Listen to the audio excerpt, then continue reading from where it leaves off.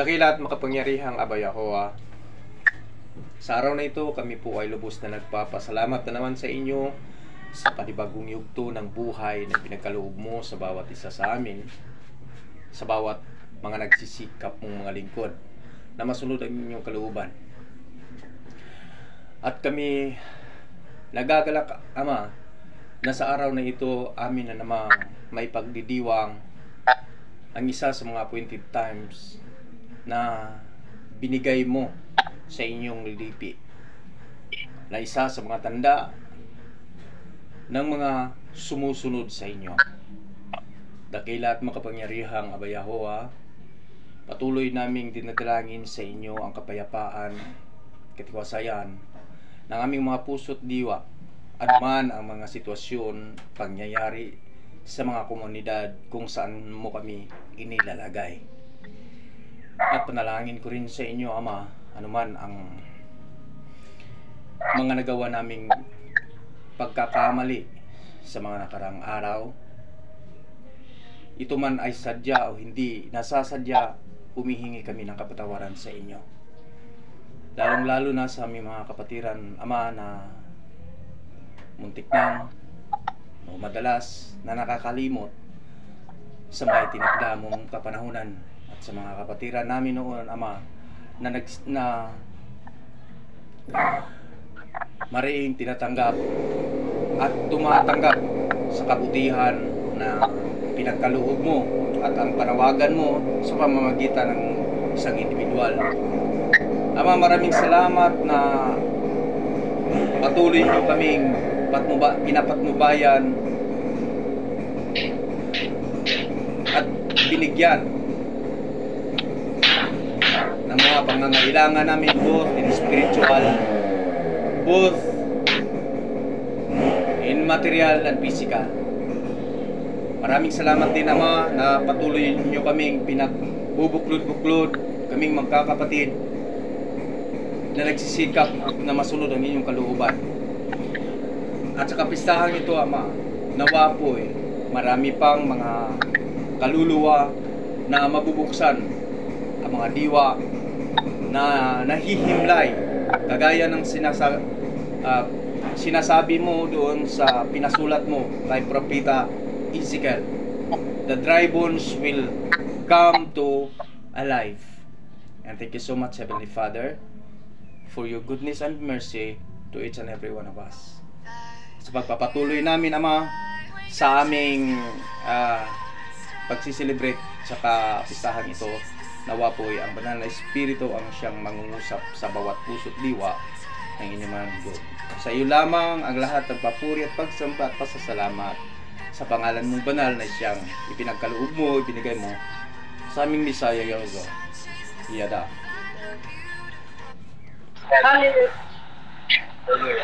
Hallelujah. Hallelujah. Hallelujah. Blessed be the holy name of Aba Yahowa.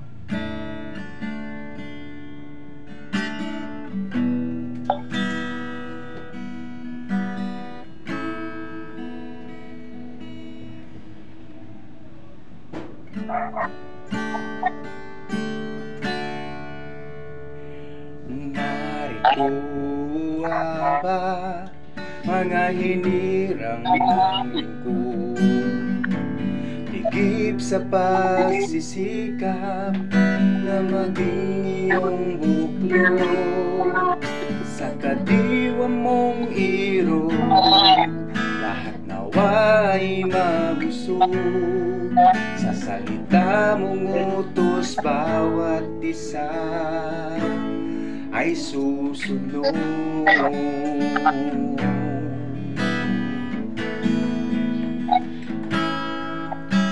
Ito ay laging susundin, dito ang talikdan, pagkat nagbibigay buhay sa lingkod mong hirang. Ikaw ang aming kalasan, kaya nawa'y iligtas. Ang pagsunod sa utos mo ang siyang lagi sinisigaw. Ang iyong mga utos ay tunay na iniibig. Sa bawat araw ng buhay namin ay laging iyong inisip. Madidiwa mong lingkod, kalooban mo ang siyang nais. Kaya salamat at papuri sa'yo'y buong pusong inilalapit. Salita mo ay tanglaw at sa amin ay patnubay. Liwanag na tumutumbok tungo sa iyong kaharian. Taimtim na pangakong ikaw lang ang susundin, at sa iyong pagmamahal buhay namin ay pagpalain. Ang iyong mga utos ay tunay na iniibig. Sa bawat araw ng buhay namin ay laging iyong inisip. Madidiwa mong lingkod, kalooban mo ang siyang nais. Kaya salamat at papuri sa'yo'y buong pusong inilalapit. Salita mo ay tanglaw at sa amin ay patnubay. Liwanag na tumutumbok tungo sa iyong kaharian. Taimtim na pangako, ikaw lang ang susundin, at sa iyong pagmamahal buhay namin ay pagpalain. Kaya salamat at papuri sa'yo'y buong pusong iniibig. Salamat at papuri sa'yo'y buong pusong inilalapit.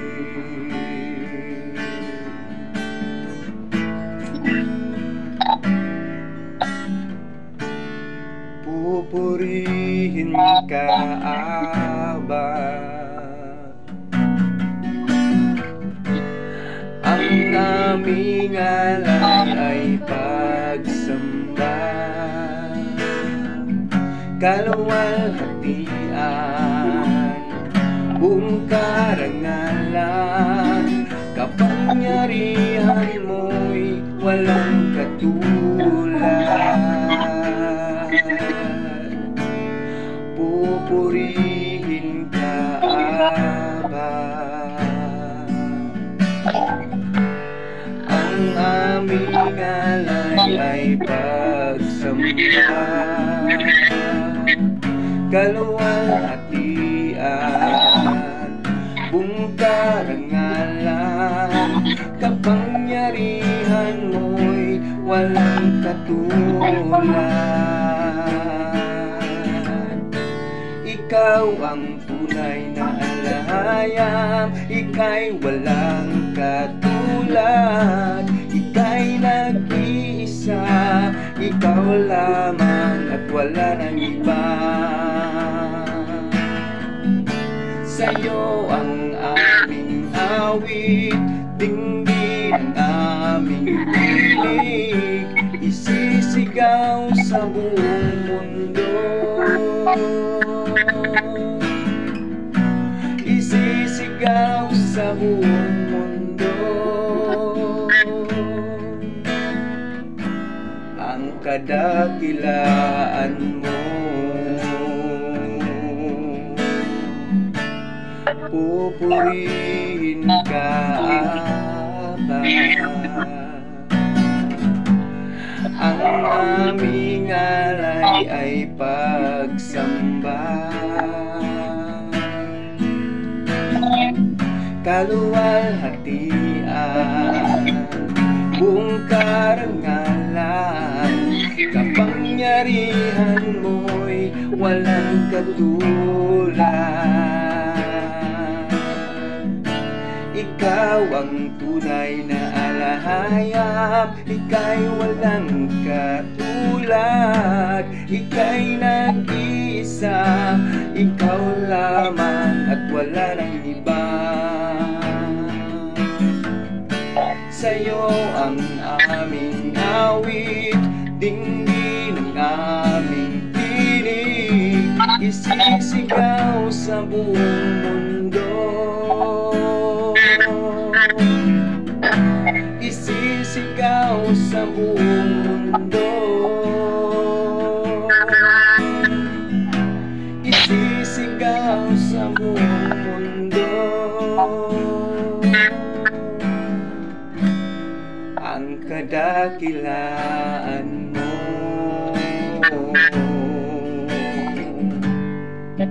ang kadakilaan mo.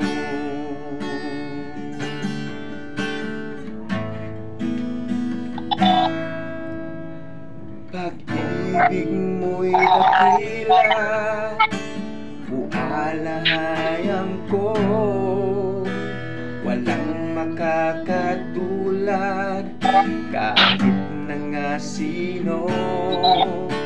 Pangako mong sambit, sa sumusunod sa'yo, hindi magbabago, pagpapalain mo. Hallelujah. Umahal na Aba, sa pahintulot mo, ako'y isinilang dito nga sa mundo. Pagmamahal na iyong kaloob, ang pagsunod sa'yo ay tapat kong handog. Banal na Aba, Yahweh, dakilang mananakop, nag-isang alahayam ng buong sansinukob. Salamat sa buhay at pagpapalang lubos, ang aming adhikain, ikaw nawa ay malugod. Mga kasalanan nawa ay malimot, pagkat nananalig sa anak mong birong, si Messiah Yahweh, ang perpektong handog, upang kaming lahat ay muli mong matubos. Banal na Aba, Yahweh, dakilang mananakop, nag-iisang alahayam ng buong sansinukob. Salamat sa buhay at pagpapalang lubos ang aming adhikain. Ikaw nawa ay malugod mga kasalanan, nawa ay malimot pagkat nananalig sa anak mong nirog. Si Misaya Yahshua ang perpektong handog upang kaming lahat ay muli mong matubos, upang kaming lahat ay muli mong matubos.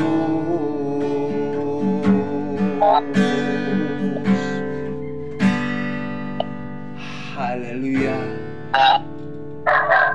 Dakila at makapangyarihang Ama, napakaganda, napakasarap na kasama ka palagi sa aming mga buhay. Hallelujah. Hallelujah.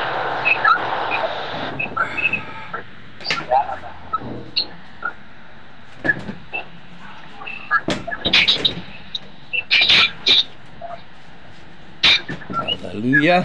Blessed be the name of our Almighty Lahayam, ang ating dakila at makapangyarihang Aba Yahuwah, na nagbibigay sa atin ng patnubay at kagalakan sa ating pamumuhay bilang nasa katabang lupang ito. Hallelujah. Once again, happy pista mga kapatid. Happy Feast of Tents. Hallelujah. Mapagpalang kapistahan ng mga kubul, ng mga tulda. Hallelujah. So mga kapatid, isa na namang appointed times ng ating Lahayam ang siyang ating naisi-celebrate sa panahong ito. At we are so blessed na millions and billions na ba ang tao sa mundo? Millions pa lang siguro, ano? Hindi tayo updated sa bilang ng tao sa buong mundo. Okay? Ngunit we are so blessed, mapalad tayo mga kapatid, na isa tayo sa tumalima, isa tayo sa nakinig sa pagtawag, the highest calling na tinatawag ni Peter sa mga nilalang na tumatalima, nagsisikap na masunod ang kalooban ng ating Lahayam, ng ating Elohim. So, meron lang akong natatandaan ko kasi, sa natatandaan ko, nagiging doble ang ating selebrasyon sa pagtatapos, sa pagsasara ng kapistahang ito. Ngunit nung nire-review ko yung kasulatan na meron tayo, ang ating susunod o closing celebration ng kapistahang ito ay sa susunod na Sabath, na yung 8-day solemn celebration na tinatawag sa Hebrew na Shemini Atzeret. Okay. So doon na, kaya nga pala from Sabat to Sabath ang kapistahan. Basta may mga 7 day festival, on the 8th day, yun ang pinaka Holy Convocation. Okay. Babasahin ko lang mga kapatid sa chapter 23 verse 39 ng Leviticus. Ito ang isusulat on the 15th day of the 7th month, when you have gathered, sorry, umpisahan ko sa verse 33. And Yahweh spoke to Moses and saying, speak to the people of Israel, saying, on the 15th day of the 7th month, and for 7 days is the feast of booths. Sa translation ng tawag dito, translation ng English Standard Version. Okay. On the first day shall be a holy convocation. You shall not do any ordinary work. The 7 days you shall present food offerings to Yahweh. On the 8th day you shall hold a holy convocation and present a food offering to Yahweh. It is a solemn assembly. You shall not do any ordinary works. Okay. These are the appointed feasts of Yahweh, which you shall proclaim as times of holy convocation, for presenting to Yahweh food offerings, burnt offerings, and grain offerings, sacrifices, and drink offerings, each on its proper day. Besides Yahweh's Sabbaths, and besides your gift, and besides all your vow offerings, and besides all your free will offerings which you give to Yahweh. So, on the 15th day of the 7th month, when you have gathered in the produce of the land, you shall celebrate the feast of Yahweh 7 days. On the first day shall be a solemn rest, and on the 8th day shall be a solemn rest. So, ito ang mga gagawin pag merong pagkakataon, ito ang gagawin sana. Okay. On the first day and you shall take on the first day the fruit of splendid trees, branches of palm trees, and both of leafy trees and willows of the brooks. And you shall rejoice before Yahweh your Alahayam 7 days. You shall celebrate it as a feast to Yahweh for 7 days in the year. It is a statute forever throughout your generations. You shall celebrate in it the 7th month. You shall dwell in the tent or both for 7 days. All natives Israelites shall dwell in tents, that your generation may know that I made the people of Israel dwell in the tent when I brought them out of the land of Egypt. I am Yahweh your Alahayam. Okay. Thus Moses declared to the people of Israel the appointed feast of Yahweh. So mga kapatid, sa uulitin, papaalala natin sa mga kasi mga kapatid, naka-record tayo ngayon dahil medyo maganda ang signal natin dito, kaya meron tayong recording ngayon dahil hindi natin inilabas ang cellphone ko. So papaalala lang natin sa ating mga kapatiran na medyo minipis yung pananampalataya o yung nagkaroon ng pagdududa kung ginagawa pa ba ito hanggang ngayon sa mga nagsisikap na masunod ang kanyang kalooban. Of course, absolutely ginagawa, dahil ang sabi dito sa chapter 23 verse 41, it is a statute forever throughout your generation. So kung sinasabi ng sanlibutan na walang forever, pero sa mga tuntunin ng ating alahayam, merong forever.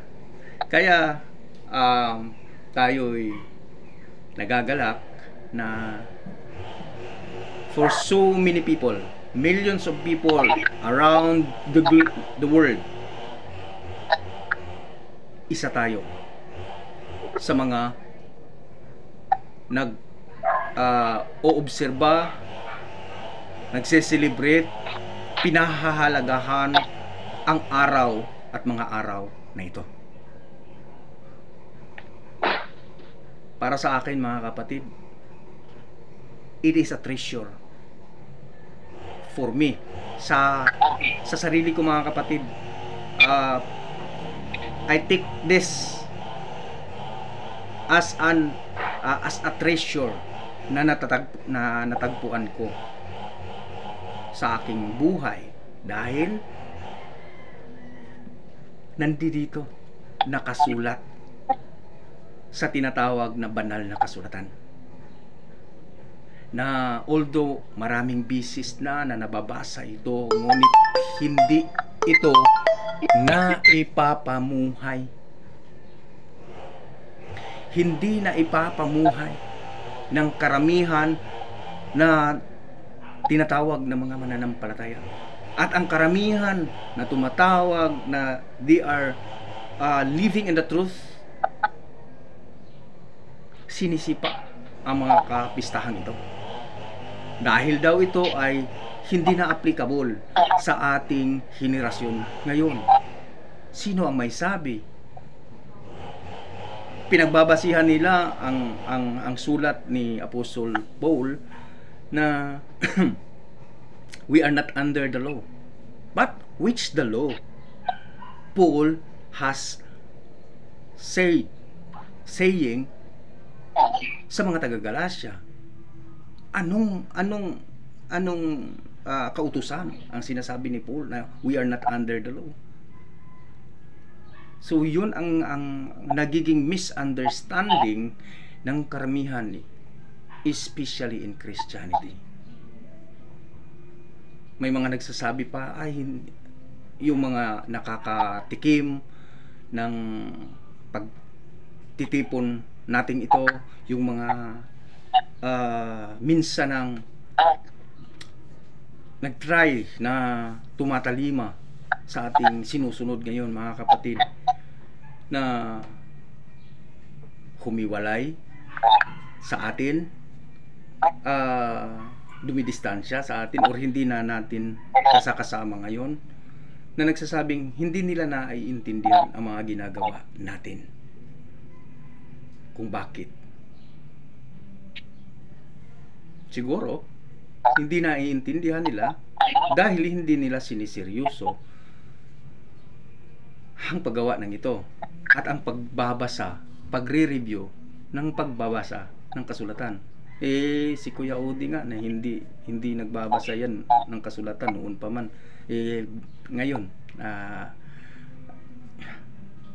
meron na siyang mga pagkakataon na nagbasa dahil ni-review din niya ang mga na ilalathala ng mga kapatiran kagaya ko. Kung hindi man naiintindihan nila dahil hindi nga siniseryoso, mas naiintindihan pa nila ang mga nakagawian natin noon, ang mga iniwan nating mga sikta. Pauli, ano ba? Yung terminology na ginamit ni Ate Sonia noon, paikot-ikot. Yung paikot-ikot lang doon eh. Tayo naman paikot-ikot din eh. Kumbaga, round the clock, mga ginagawa natin, yung mga tuntunin ng ating Ama. Ganon din ang paniniwala nila. Ngunit, bakit marami silang ini-escape? Bakit maraming hindi nasunod sa mga nakasulat dito? Which, ang sabi nila, dito din sila humuhugot ng mga pagsasamba na ginagawa nila. Ngayon, sino ang gaya ng sinabi ni Kuya Odi, sorry Kuya Odi, magagamit ko palagi yung pangalan mo. Ang gaya ng sinabi ni Kuya Odi na sino ba, kung umabot sa punto na kukuha tayo ng kredibilidad, sino ang nagsasabi ng totoo o mas credible na nagsasabi na yun ang kailangang sundin? Sino ba, kung aabot sa puntong ito ha, sino ba ang susundin natin? Si Pablo na isang apostolis lang o isang disipulo lang ng Misaya, o ang Misaya mismo na nagsasabi, o ang Ama mismo na nagsasabi? Okay, Paul versus Misaya. Ang sinabi ni Paul sa Galatian na siyang pinaghuhugutan ng doktrina ng Christianity that we are not under the law. Pero anong sinabi ng Misaya sa Matthew 5:17 to 19? Pumarito ako hindi upang i-abolish ang kautusan at mga propeta. Dinugtungan ng Misaya, dalawa, para walang ligtas, walang hindi na makakapag rason pa ang mga tao. Sinabi niya, hindi ako pumarito upang i-abolish ang law, ang kautusan at ang mga propeta, dahil kasama na doon ang propesya patungkol sa kanya at patungkol sa darating na kapanahunan sa mga appointed times. Okay. Ngayon, sino ang susundin kung aabot man sa ganun? Ngunit ang katotohanan, hindi talaga nagiging contradiction ang mga sinasabi ni Paul sa sinasabi ng Misaya. Ang katotohanan, sa katotohanan nating pagbabasihan, hindi. Ang interpretasyon na lang ng mga taong nagbasa nito, at lalong-lalo na nalalaman natin na kino-conspire nga ang kasulatan. Ini-edit nga ang kasulatan. Oo. Yun mismo ang nangyayari. Kasi I don't believe na yun lang ang sinabi ni Pablo direkta, na we are not under the law. Bakit? Doon sa specifically doon sa Galatia, na doon humuhugot ang lahat that we are not under the law. Dahil, bakit ko nasasabi? Dahil kung babasahin mo rin ang sinasabi ni Pablo doon sa mga taga-Roma at sa mga taga-Korinto, malinaw ang sinabi ni Pablo doon kung anong kautusan ang hindi na tayo sakop nito kung tayo ay naniniwala na at tinatanggap natin ang Misaya. Anong law? Sinabi niya doon sa taga-Roma at sa taga-Korinto na we are not under the law of sin. Yun ang mababasa natin doon sa taga-Roma at sa taga-Korinto na sulat ni Pablo. Pinapahayag doon ni Pablo na hindi na tayo sakop sa kautusan ng kasalanan dahil tayo'y tumatanggap na, tumatalima na, sumusunod na sa Misaya na ipinadala ng Ama, na siyang nagpapakita, na siyang namumuhay sa kautusan na sinasabi ng Ama. Kaya nga, kung ang babasahin natin ang four gospel na tinatawag sa Bagong Tipan, from Matthew, Mark, Luke at John, itong apat na ito ang nagsasalaysay sa mga gawa ng Misaya, at mababasa natin doon sa kanilang apat, sa kanilang sulat, ang mga ginagawa ng Misaya na sinusunod niya ang Torah. Mga appointed times, Misaya celebrating the appointed times. Ngayon, sino ba tayo na hindi susunod? Dahil ba ang argumento ng Christianity ay ginagawa na kasi ng Misaya lahat, kaya hindi na natin gagawin yun, dahil ang sabi ng sulat ni John, that if we believe and receive the Son of the living Alayam, the Son of the living Elohim, we will be saved. Ganun ba? Ganun lang ba? Bakit puputulin? Marami pang sinasabi ni John at marami pang sinasabi ng Misaya. Ha? Kaya mga kapatid, kung tayo man ay hindi nakakaintindi or Kung meron mang hindi nakakaintindi, kung meron mang hindi nakakaintindi sa ating pagsunod, sa ating sinusunod, pinapamuhay ngayon, siguro nga hindi mo ini-examine ang puso at diwa mo na binabase sa kasulatan na meron tayo ngayon. Kung sinasabi mo hindi mo naiintindihan, tapos hindi ka nagbasa nito, ay talagang hindi mo maintindihan. Kung ang pinagbabasihan mo lang ay yung kalayawan ng katabang lupa na ito. Dahil kung ito ang ating susundin, ang kalayawan ng katawang lupang ito ay talagang hindi nasusunod dito totally, lalong-lalo na if we have not a 100% connection to our alahayam. Paano? Yung pagbibigay natin sa ating sarili sa Kanya, yung sinasabi nilang kung tatanggapin lang natin ang Misaya sa ating buhay, we are saved. Totoo 'yun. Walang objection doon. Hindi ako nag-object niyan dahil nakasulat. Pero may hindi magtatapos diyan sa pagtanggap sa paniniwala mo sa Misaya, kundi ipapamuhay, sundin ang kanyang mga sinasabi. Dahil ang sabi ng Misaya sa Book of John, if you love me, keep my commandments. Ano ang utos ng Misaya? Malinaw. Marami ang sinasabi ng Misaya. Sundin ang, sabi nga niya siya mismo ang nagsabi, ako'y pumarito hindi sa sarili ko. Ako'y pumarito dahil sa utos ng Ama at sinusunod ko ang kanyang mga utos.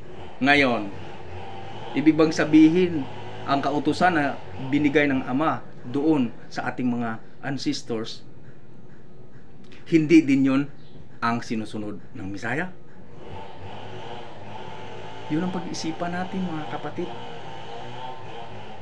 Paano na lang ang sinabi ng ating Ama doon sa mga propeta? Kaya nga sabi ng Misaya, hindi ako pumarito upang iabulis ang law at ang mga propeta. Dahil ang sinabi ng mga propeta sa pamamagitan ng Espiritu ng Ama, sinabi niya sa mga propetang ito na ang mga sabats or ang mga appointed times na ito ay siyang aking palatandaan sa aking mga lipi o sa mga sumusunod sa akin. Ngayon, kung hindi mo pala sinusunod, ino-observe ang mga appointed times ng ating Ama, you are not belong to the so-called children of Alayam. Hindi ako ang nagsasabi niyan.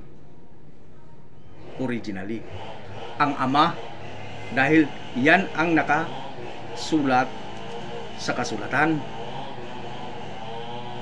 I am not claiming and we are not claiming that we are those people. Pero kung ating makikita, sinusunod natin ang sinasabi ng ating, pinagsikapan nating masunod ang sinasabi ng Ama, na ang palatandaan niya sa kanyang mga lipi, sa tinatawag niyang my people, ay ang mga appointed times niya. Ngayon, kung hindi mo ito susundin, kung hindi mo ito pahahalagahan, kung hindi mo ito sinusunod, sino kang anak? Who is your father? Who is your king? Yun ang tanong. Kaya mga kapatid, ah ang naoobserba natin, naoobserba ko so far sa ating paglalakbay spiritual in our physical world, ang dami talaga. Lalong-lalo na tayo mga kapatid na binuksan na or nabuksan na ang ating mga diwa. Tayo'y tumatalima na. Nagsisikap na na masunod ang kalooban ng Ama. Mas marami pa tayong nakikita. Mas marami pa tayong natutunghayan at matutunghayan pa. Siguro so far. Bakit? Ito lang example mga kapatid Noon, nang nasa Christianity pa ako, kahit na sinasabi nilang one of the leader of the Christian world, in Christian community I mean, hindi ko nalalaman na may pagtuturo pala ng Anunnaki. Hindi ko nalalaman yun noon. Bakit? I am in the box. I am inside the box of the doctrine of religion. Ngayon, ang adversaryo, okay na sa akin yon, sa aking buhay. Okay ka na dyan. So wala ka ng ibang matututunan maliban sa mga sinusunod mo. Okay, ang mga nakikita kong mga teachings, mga libro, mga videos ay Joel Austin, sino pa ba yun, mga sikat na mga evangelist ng Christianity. Meron pang isang evangelist na Indian na si Sadhu. Okay, nakikita ko mga teachings ni Sadhu na out of this earth. Meron pang mga teachings si Sadhu dyan na nakikita ko. But about Torah and about the true genealogy of the people of Al-Hayam, hindi ko masyadong nakikita, hindi ko masyadong naririnig, hindi ko nakikita at hindi ko nalalaman ang pamumuhay ng mga Hebrew. At ang kasulatan ito hindi ko alam masyado na it is from Hebrew people. Ang pinangangalandakan pa namin noon mga kapatid, ang referensya pa, hawod na hawod kapag meron kaming Greek dictionary. Bakit? Doon basta kumukuha ka ng referensya ng Greek word, may laki na ka na pastor. You are one of the Greek pastor. May mga Greek references. Okay. Ngunit nung binuksan ng ating Ama ang ating diwa dahil sa kanyang pagmamahal, sa kanyang pag-ibig, nako, napaka lawak pala ng ginagawa ng adversaryo upang ang sangkatauhan ay mawawala sa daan na inihanda ng ating Alahayam patungo sa kanyang kaharian na inihanda someday. Marami. Ngayon, kayo mga kapatid, kayo mismo naka-experience yan, ay Ate Jane, happy fiesta ng mga kubul. Kayo mismo mga kapatid, si Ate Mel, use the other runway, like other side. But today, lucky everyone ranas this na side. nakakakita na ng mga iba't ibang teachings. Si Kuya Odi, ganun din. Mas magaling na si Kuya Odi diyan na mag-research.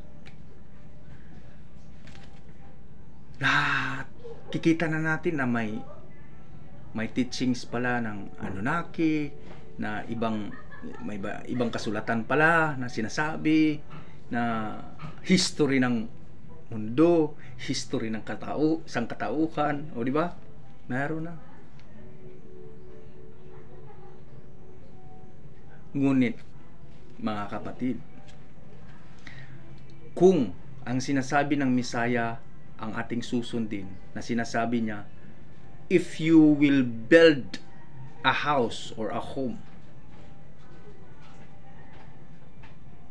in the rock, kung ang pundasyon ng pagtatayo mo ng bahay ay nasa bato, kahit anong bagyo, kahit anong udit ang susubok nito, ay hindi ito mabubuwal. And who is the rock? Sino ang pinatutungkulan ng ating Misaya na sinasabi niya na doon nyo ipupundar ang inyong pananampalataya? Walang iba, siya ang pinatutungkulan magmula pa sa propesiya ng mga propeta, that He is the rock of our salvation. Yun ang sinasabi ng propeta Isaiah. He is the rock of our salvation. He is the Lion of Judah. Ang Misaya ang pinatutungkulan doon. Kaya doon, kung nakapundar ang ating pananampalataya doon sa totoong Misaya, the true Misaya,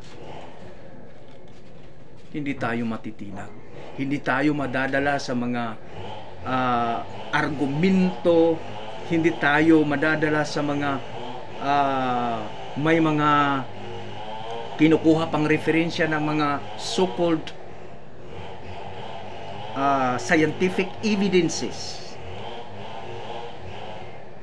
kundi malalaman natin ang buong katotohanan sa pamamagitan ng espiritu ng ating alahayam na siyang kumukonekta sa espiritu, sa original na espiritu na binigay ng ating alahayam when He was created mankind. Hindi nakakalito. Kahit, kaya nga, nung pinagtanto ko, mga kapatid, ang book of the tablet of Mesopotamia, ang book of Anunnaki, ang tinatawag ngayon na Biblia, hindi ako nalilito sa mga sinasabi ng bawat librong ito. Bakit? Dahil may similarity man ang kanilang mga sinasabi, ngunit malalaman mo kung sino ang credible, kung sino ang original.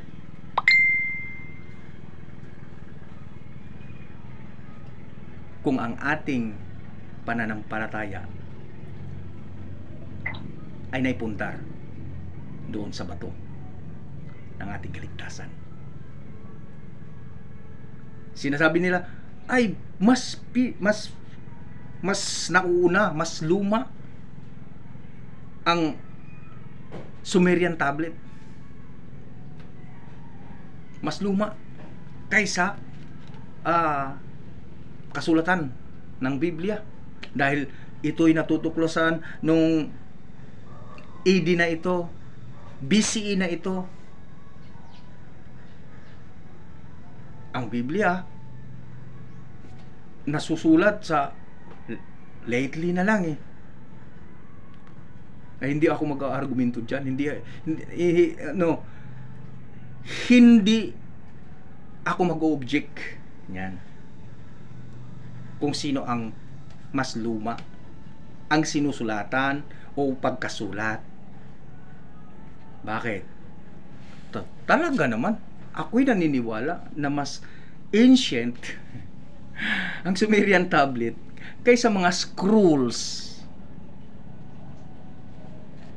na isinasalin sa mga librong ito na ngayon, mas luma nga ang Sumerian tablet. Bakit? Hindi pa ipinanganak si Moses, hindi pa ipinanganak si Isaiah, hindi pa ipinanganak si Solomon, si David, ang mga writers ng librong ito, hindi pa ipinanganak. Nandyan na ang Sumerian tablet. Bakit? Ang layo ng agwat nila kaysa kay Nimrod na siyang pinagmulan ng Sumerian tablet. Ngayon, dahil ikay nakabase lang sa kung sino ang nauna, hindi mo pinagninilay-nilayan ang pinagmulan, talagang mawiwindang, talagang madadala ka. Diba? Pero kung ikay hihingi ng knowledge and wisdom na galing sa Ama, malalaman mo. Malinaw ang sinabi ni Abraham. Bakit? Nadatnan pa ni Abraham si Nimrod. Naabutan pa ni Abraham si Nimrod. At si Enoch, okay? Mas nauna pa si Enoch kay ni Nimrod. So ang kanilang mga sinulat ang siyang magpapatunay na hindi ang kasulatan ng tinatawag na Bibliang ito hinuhugot lang doon sa Sumerian tablet or the book or the writings of the descendant of Nimrod. Malayo na, no? Malayo na ang ating narating mga kapatid sa history. Ngayon lang natin ito nalalaman at ngayon lang natin ito naiintindihan at napagtagni-tagni ang mga pangyayari ngayon sa mundo. Kaya sa mga kapatiran natin na medyo nag-aalangan, may alanganin sa ating mga sinusunod ngayon, ang masasabi ko sa iyo, kapatid,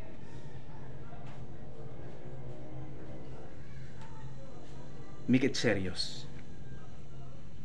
Pag ninilay-nilayan mo mabuti, pag ninilay-nilayan yung mabuti,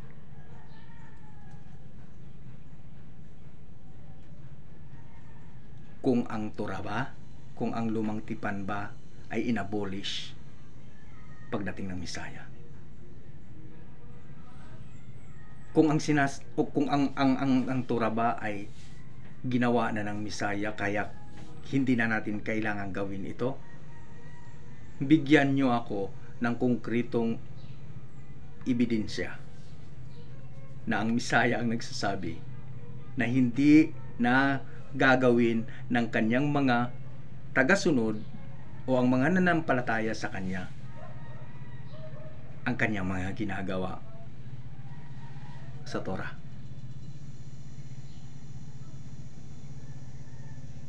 Dahil kung hindi mo maibibigay, hindi nyo maibibigay ito na nakasaad dito o kahit sa anong mga extra biblical books na tinatawag, magdadalawang isip ako na hindi credible ang paniniwala mo. Kaya mga kapatid, malinaw din ang sinasabi ng Misaya sa kanyang mga nauunang disipulo, sa kanyang mga apostolis. Be watchful, therefore, because the adversary is always and trying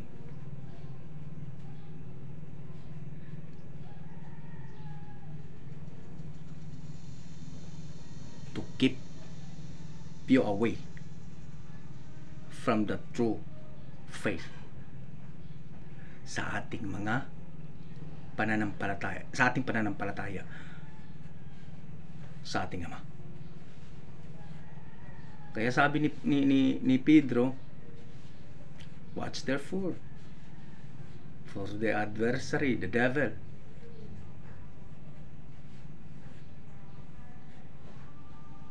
is roaring like a lion. He is waiting to someone to devour. Ha? So sasagpangin talaga ng adversaryo ang mga nagduha-duha, mga nagdadalawang isip. Sasagpangin talaga. At walang exempted. Ako man mga kapatid, every day merong struggle, both physical and spiritual. But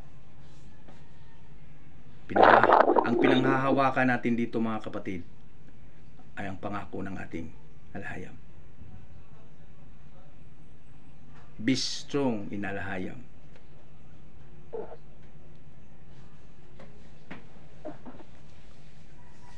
Kasi nandyan siya palagi. Tutulong sa panahon ng panghihina. Kaya ang ating Misaya, palagi ko itong pinapaalala sa atin lahat mga kapatid.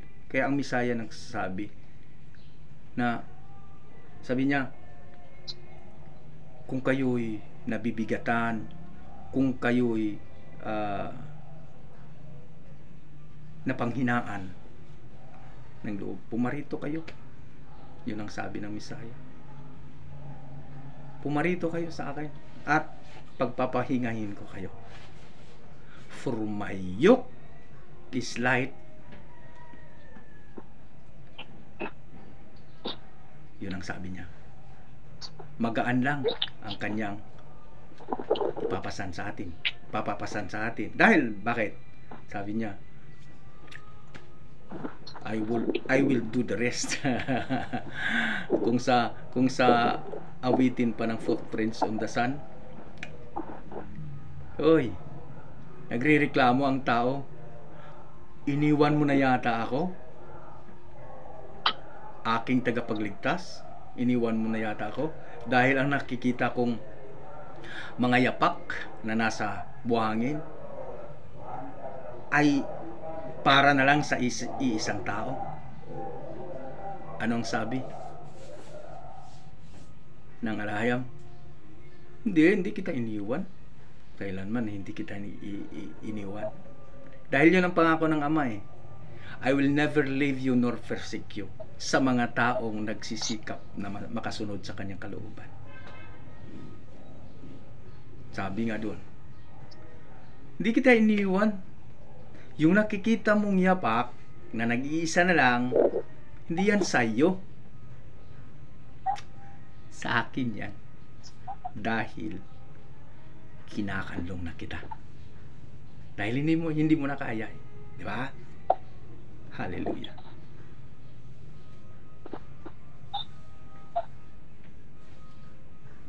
Isang passage ng kasulatan mga kapatid na isa sa mga nagiging hinuhugutan ko ng lakas, yung sinasabi ng ating alahayam na don't be discouraged because I really cares for you. Grabe no? Sa mga tunay na nagsisikap na masunod ang kanyang kalooban, ang daming pangako ng ating Ama, both spiritual and physical and material. Nasa sa atin na lang mga kapatid. Uulitin ko ang sinasabi ng Torah sa Deuteronomy chapter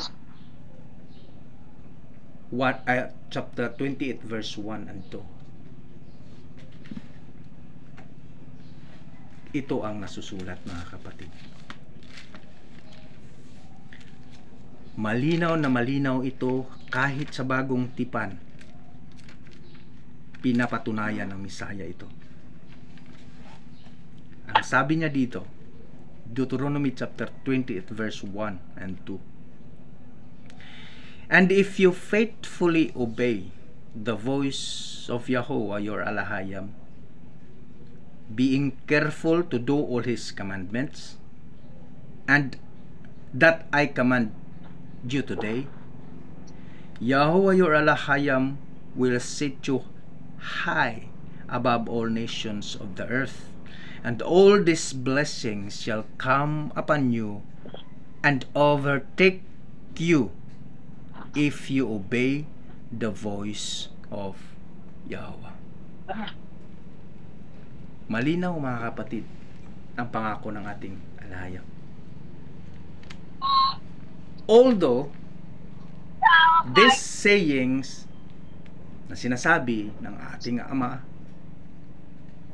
doon sa mga Israelita, mga Hebrew Israelites, ngunit meron siyang pinaprophesy through the prophets patungkol sa mga grafted branches, na kung anuman ang blessings na kanyang ibinigay doon sa original na sanga ng punong ito, ay yun din ang makakamtan ng tinatawag na grafted branches.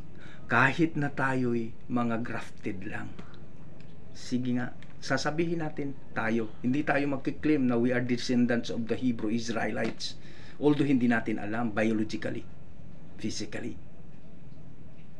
Ngunit doon sa pangako ng Ama na kung ano man ang pagpapala niya sa Israel, sa Hebrew Israelites, ganun din ang pagpapala sa mga tumatangkilik, tumatalima, sumusunod sa kanyang mga tuntunin. Now,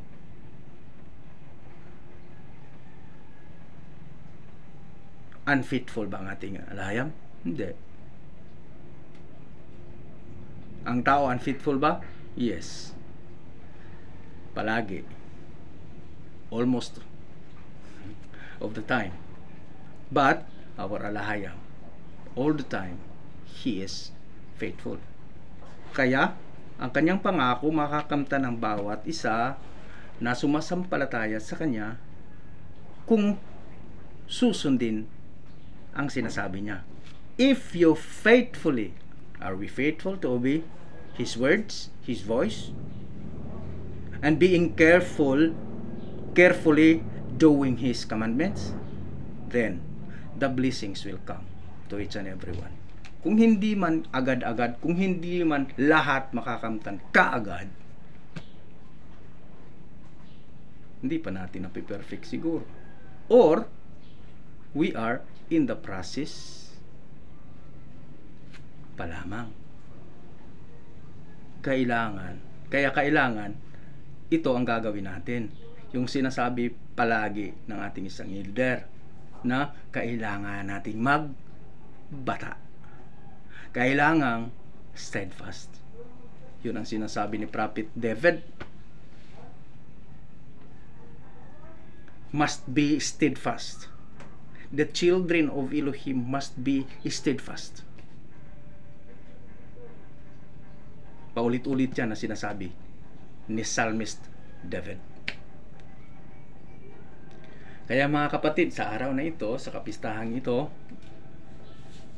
sa 7 araw o ika-8 araw, sa 8 araw na kapistahing ito, mapagninilay-nilayan natin na ang ginagawa natin ito ay hindi tsamba. Ang ginagawa natin ito ay hindi gawa-gawa ni Brother Noli, ni Brother Udi, ni Sister Mel, ni Sister Jen, ni Sister Jenky. Kundi, ito ay tuntunin magpakailanman na binigay ng ating Elohim, sineset ng ating Elohim upang sundin ng kanyang tinatawag na lipi. Children of us. kanyang tinatawag na my people. Hallelujah. Kaya push lang tayo mga kapatid, magbata, magtiyaga sa paggawa ng mga tuntunin ng ating alahaya. Be blessed and shalom. Happy Feast of Tents once again mga kapatid. Hallelujah. Hallelujah. Be blessed at Happy Feast of Tents. Happy Sabbath, yeah. Hallelujah. Happy Sabbath. Happy Sabbath. Happy Sabbath. Again. Ay, paalala ko lang bago ko makalimutan. Yung binasa natin kanina mga kapatid. So ang ating Holy Convocation sa pagtatapos ng kapistahan ito, doon na sa ating 8-day celebration, which is the 7th Sabbath din, na natataon din sa Sabbath, sa 7th day Sabbath. Yun ang nakasulat eh. So, doon tayo. Kaya pala. Anong gagawin? Anong gagawin doon? Hindi, yung ang closing ng kapistahang ito doon na mangyayari sa kinabukasan ng ikawalong araw, which is Huwebes. hindi. Miyerkules. Huwebes pa rin. Miyerkules, Sabat. Miyerkules, Sabat pa rin. O, kaya nga. Ilan na pala kayo. Ika-8th day. Shimini Aseret. Kaya pala mga kapatid, kaya pala sa pangyayari sa history, hindi na pinapauwi ng mga pari or ni Moses yung mga Israelita dahil Sabat, 7th day Sabat kinabukasan, yung 8th day yung tinatawag na Shimini Aseret. Kaya pala, grabe, malinaw ang Torah sa atin, mga diwa ngayon mga kapatid. Hallelujah. Hallelujah. Okay, so closing prayer, kuya. Okay ka na? Hindi pa. Sige, tayo na. Gagawa. Hallelujah. Nakikita niyo ba yung video? Oo. Nakikita. Anong tingin niyo doon? Ano yan? Nasa ano kayo? Tabing dagat, tabing ilog. Pero hindi niya nakikita yung mga lumalambing sa umaalis na aeroplano. Hindi ko masyadong napapansin kaya. Yung malayo, maliit na kasi yung ibon lang ang palagi kong napapansin. Ay, ano ba yun? Hindi, maliit na. Yung landing nasa kami sa area na nakikita mo lahat yung lumilipad at saka dumagating na aeroplano. Tuloy-tuloy, ang busy. Kita-kita mo. Ano yun? Commercial? Walang inaabot ito dahil maliit ang... Commercial o sa army? Oo, international airport. Okay. Ng Sydney. Okay. Sige. Wala na nga sususog kasi yan. Ayun din naman ang dati natin eh. Babalik-balik lang din tayo. Yada. Hindi naman ang mga pregs ng mga nilalatag mo. Ang importante yung ang pinakabuod talaga dumadating ka spirito na ano mo papasukin natin ng buong luwag. Namungusap naman yan. Spirito lang naman. Yada. Sa mga natututunan natin yung naririnig. Pero na lang simple. Alam naman natin yung mabuti at ang sama. Basta ang mundo, guguloy tayo palagi yan. Diba? Paligid. Yan naman eh. Yeah. Nasa propesya din naman. Diba? Oo. Kaya yun yung steadfast. Na magpapailan na nababa ko. Sige. Well said naman. Yung mga tinuran na kung ulit pa natin yung konti, yung dinamit pa natin, bumabalik-balik lang tayo sa tapal dito, tapal doon ng mga natin. Sa atin, wala nang kalituhan. Pamuhay, pamamagitan ng spirit nila, binigay sa atin. Diba? Hallelujah. Manghingi ng mga karunungan. Pagkano natin maunawaan, mga kung saan dumadating na impormasyon na ano ngayon pa naman. Andyan lahat. Kung ano-anong mga naglalakad. Ito, meron naman maglatag ng Pinas. Diba? Oo. Yung maapak sa isa, yung si Morgue po pangalan na. Sabi ko sensible, pero pag in-absorb ng diwa mo, babalik at babalik ka pa rin dun sa diretsong relasyon sa ano. Oo. Walang kalituhan. Mga salitang sabi nga natin, lahat na nakasulat na tutungayan natin mabubuti. Yung application lang. Siyempre, sasabihin ng ibang pag nakita na rin yung butas, bakit daw yung samahan. Di ba, yung nakikita mo sa naglatag ng isang araw, pinasa ni Aaron yung tungkol sa Torah, bakit daw gusto kinokontradict niya doon sa sinabi ng Isaiah na puro pag-ibig at saka yung Torah. Nakuha mo ba yun? Ang ibig sabihin? Ang nilalasap niya? Kasi yung bakit pina-question niya yung Torah. Siguro, pina-question niya yung Torah, yung mga ganito na sacrifices, yung mga... Di ba na? Oo, pero ang gusto kasing palabasin niya na, di ba, ang gustong palabasin noon nila na yung sinusunod natin, na binabasa natin na Biblia ay Book of Adversary. Kasi yung sinasamba, tama. Yung adversaryo.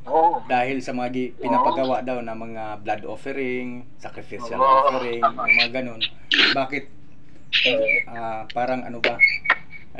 Bakit palaging gaganahan o nasisiyahan ang tinatawag nating alahayam ng palaging may dugo? Hindi niya naiintindihan yung significant. Sa atin, ibang konteksto yun, dumaan yung panahon. Oo.